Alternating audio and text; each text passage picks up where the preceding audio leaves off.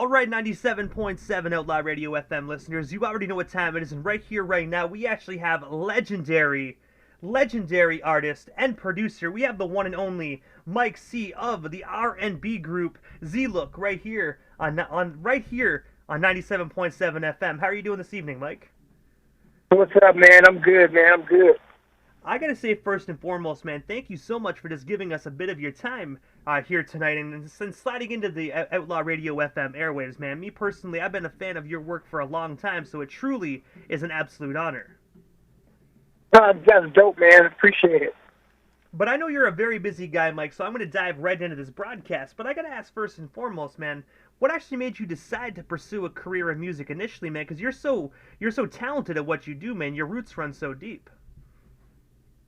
Man, I had to find something to get into because I'm like the most uncoordinated black man on the planet.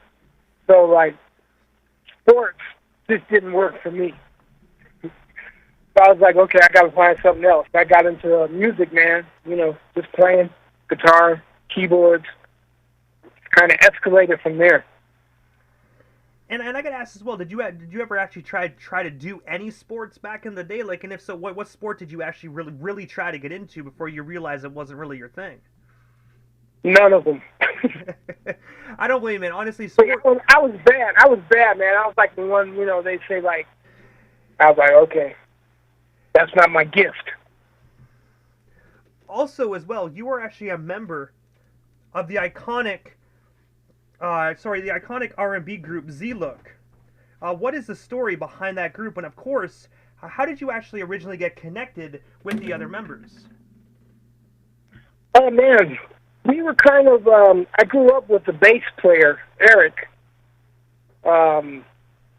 And we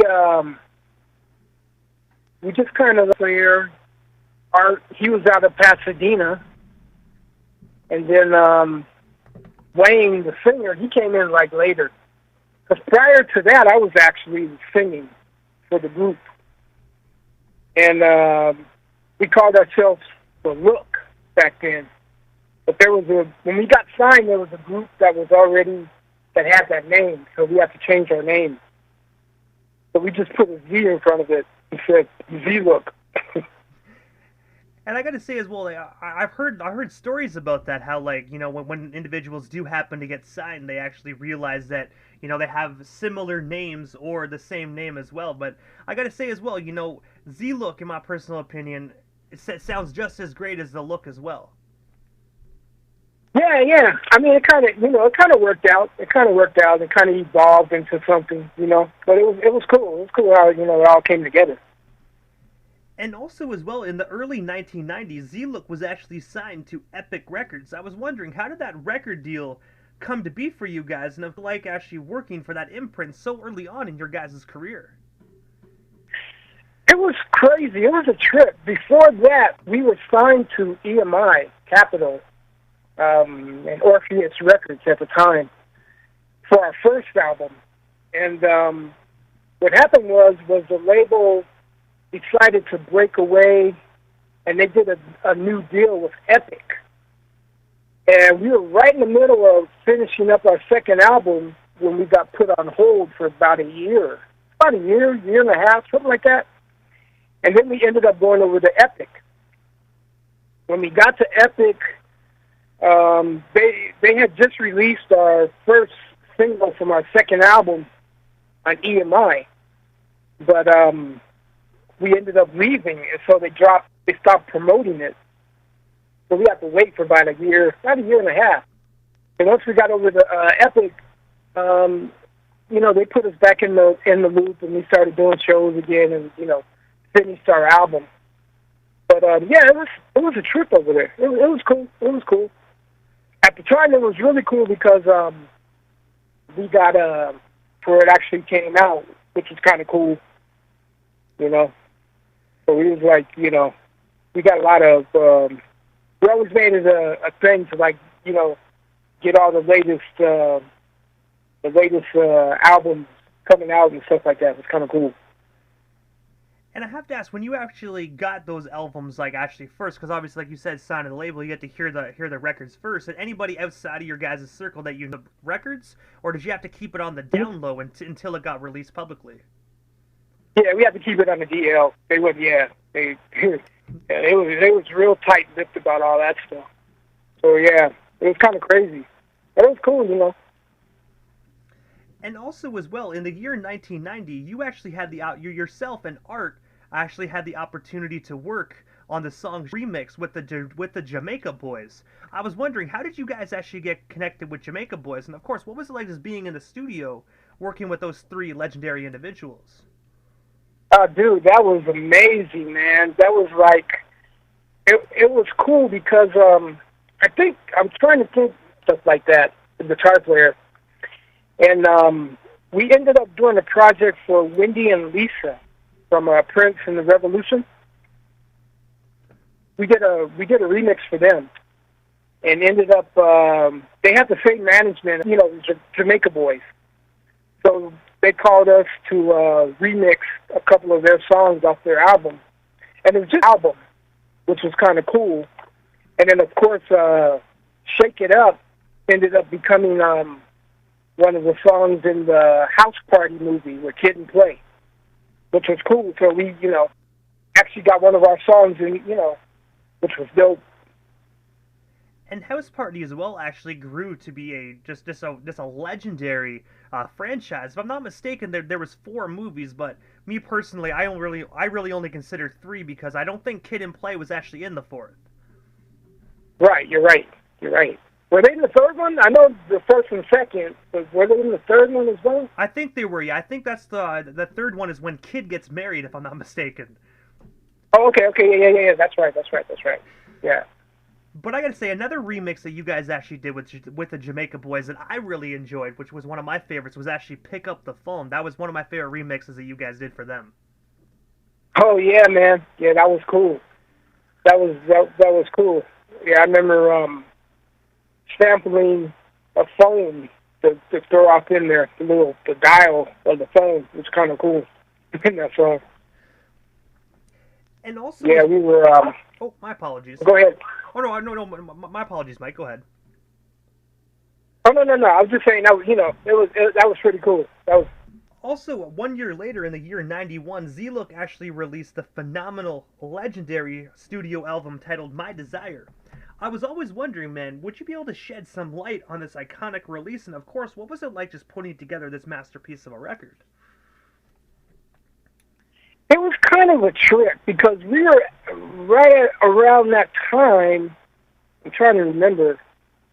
There were a couple songs on there that they just had Wayne, the lead singer. I think he flew back to.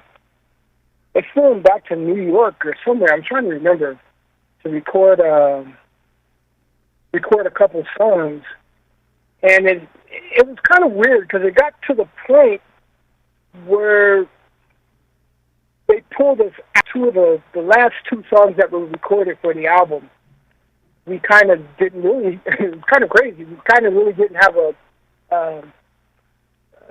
a position in those songs, doing anything in those songs. They brought in a couple other producers, which was kind of interesting. But we ended up. They put out our first single. I think was "Can't Stop Thinking," which is a song that we wrote, and we brought in a couple of people to sing on that. We ended up doing a duet with Wayne. We had a female artist. Her name was Silk, and we brought her in to sing with him. And that ended up becoming like our first single, and ended up first big album. And then trying to think, what else did we have on there? I'm trying to remember, man. It's been a while. There's a couple other things. Man. Oh, we did The Girl Dance With Me. Let's see, I'm trying to think. Was that on the album? I think that was on the album. I think it was. Yeah, that was on the album. That was actually the first single on when we were over at EMI that they put out. No, it wasn't. Was it? I think it was. You got to ask.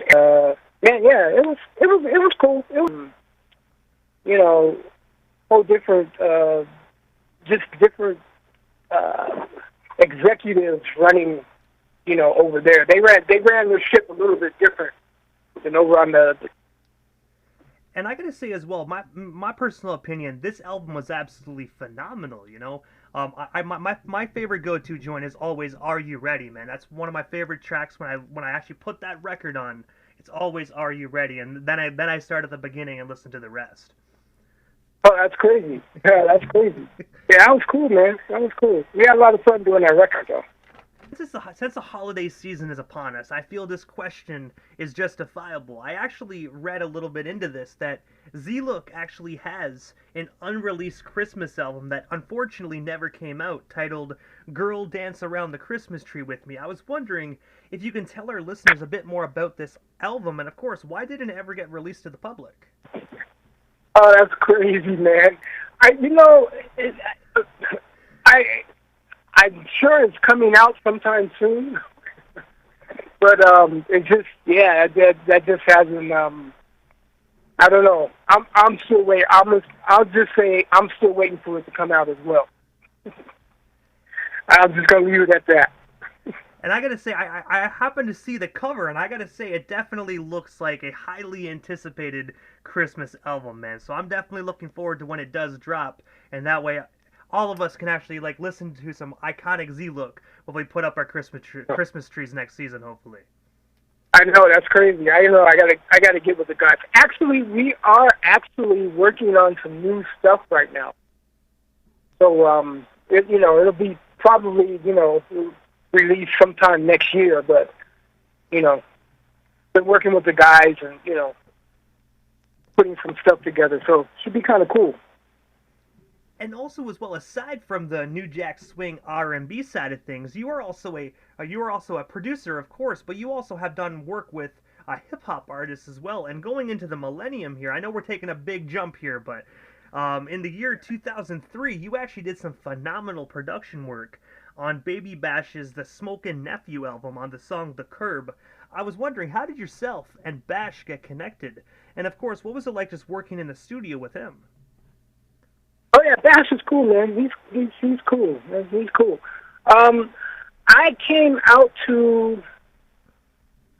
I was working prior to that time. I was doing a lot of stuff over at Edmonds with Babyface, his label, and I was going to take a break, and I just happened to run into one of my partners now, who was a drummer. He was over there in the studio at Edmonds, at Babyface's building, and I had another artist that I was working with, and we were trying to work out a deal with Jam and Lewis, but we needed to do a little more development. So I had my guy, his name was Marco Nunez.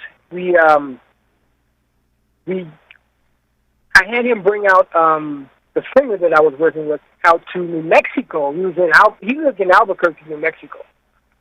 And what happened was they called me to come out to Albuquerque to do some work with a bunch of rappers,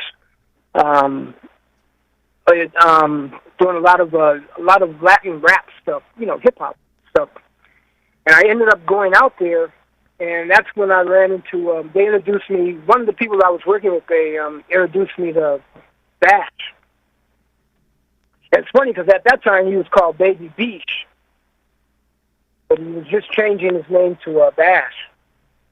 And then, we were just working in the studio, and I worked with him, I worked with Frost, Kid Frost.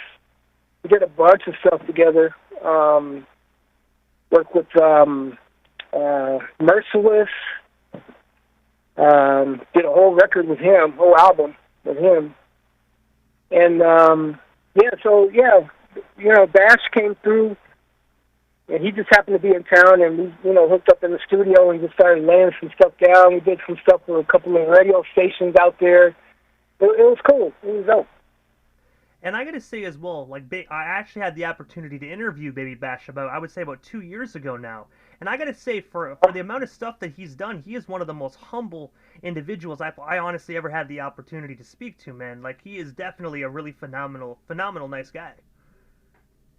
Oh yeah, Basher, yeah, he's a good guy, man. He's dope. He's a good guy. And I also read as well that you are actually putting together a talkbox project that is going to be featuring different styles of music, from urban, pop to dance. I was wondering, could you tell us a bit more about this project? And of course, if it is already out, where can our listeners actually check that out if they haven't already done so?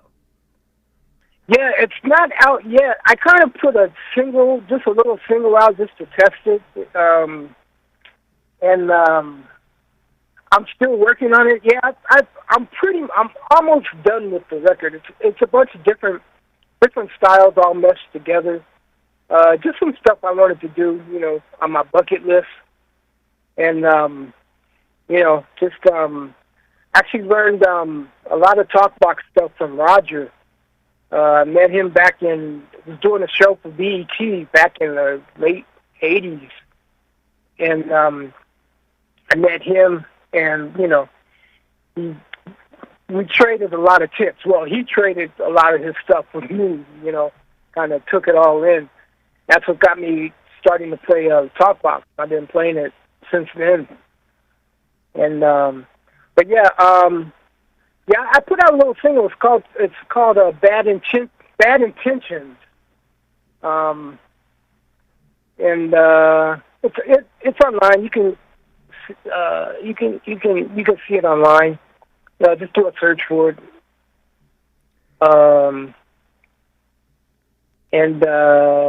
Let's see. I have it. Let me say, I have it. It's under MC the DJ. I used to spin back in the day, but I was just trying to think of a name, something real quick to throw up there. So I was just kind of testing it to see, how it works. So check it out. It's called Bad Intentions by MC the DJ. And also as well, while we're on the topic of you being a DJ as well, I also saw that you actually are the current individual that actually works over at KMGG 99.9 The Beat. I was wondering, what actually made you decide to venture into the radio aspect of the music industry? And of course, when can our listeners actually tune in to 99.9 and hear you live on the air? Oh wow, yeah, that's been a while. That's been a while. I'm not over there anymore, but yeah, I was there for a hot second, and yeah, man, they're doing a lot of good things over there. I still kind of do drops for them, talkbox drops and stuff like that for them. But yeah, it's cool. But I have to ask. I'm still doing the music, man. I have to get back to the music. By creating. I love to play. I love to produce. I just love being in the studio doing that. I think that's more of my calling. And I gotta say, me personally, as I'm in radio, if I was an artist, I'm not gonna lie, I think I would rather be behind the microphone in a studio rather than a radio station. You know what I mean? Because it kind of gives you a taste of the music industry, but it doesn't give you the full. You can't digest it all because you're just playing the music and not making it. Right. Yeah, that makes a lot of sense. You're right about that.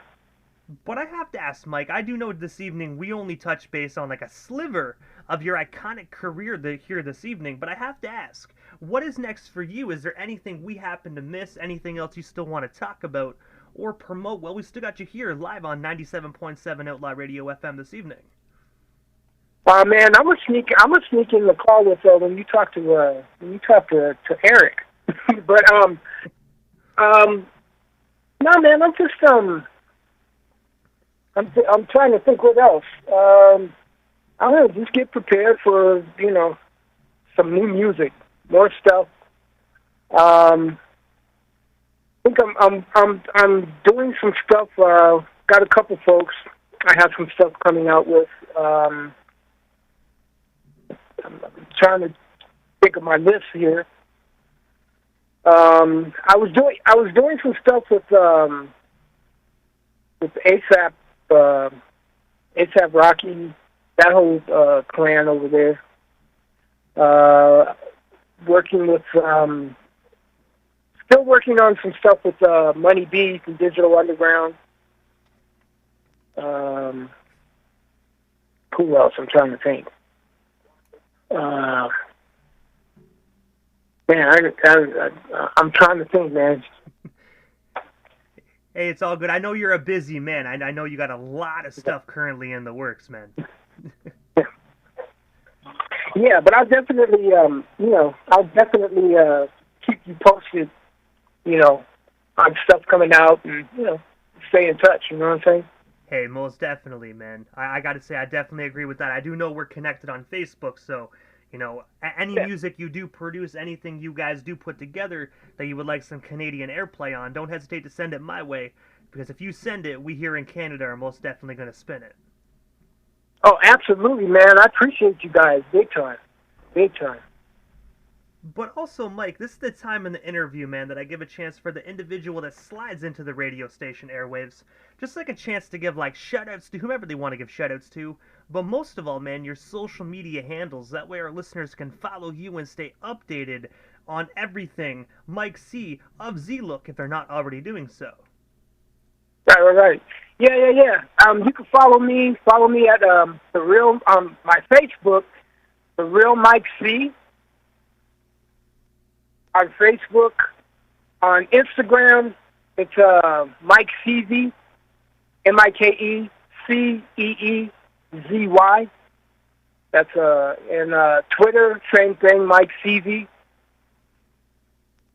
On Twitter, what else? Let me give a couple shout outs here. I'm gonna shout out to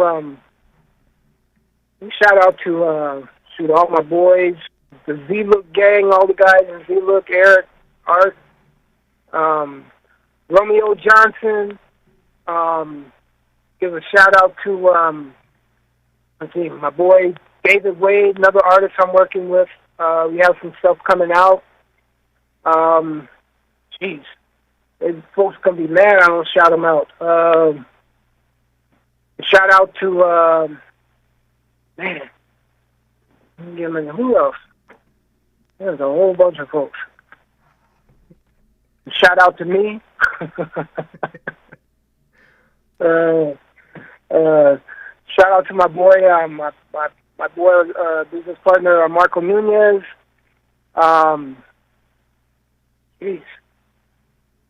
The architects. Man. I don't know. I'm good for right now. Hey, but I gotta say, I'm sure everybody that if you did happen to miss anybody, I'm quite sure individuals are probably gonna understand. You know what I mean? But I gotta say, Mike, thank you so much, man, for just taking the time out of your busy evening and sliding into the 97.7 FM airwaves, man. You are an absolute legend that has done so much phenomenal stuff for the music industry and gave us so many legendary hits that all of us fans had the opportunity to enjoy for so many years, man. So thank you so much for countless hits, and we are most certainly looking forward to hearing more hits in the future. Thanks, Immortal. I appreciate it, man. Thanks for having me on there. Hey, man, you were most Shout out to Outlaw Radio, man. 97.7. Hey, man, I definitely appreciate the love, man, and you are most certainly welcome, man. Anytime you want to come back on the radio station, don't hesitate to reach out. We're connected, and we definitely can get you back on anytime you like, Mike. No doubt, man. I appreciate it. Appreciate the love. I appreciate it as well, man. Thank you so much, Mike, and definitely enjoy yourself the rest of the night. Okay, man. You guys be safe out there. Hey, we definitely shall try, man. Same to you as well. All right, man. Talk to you.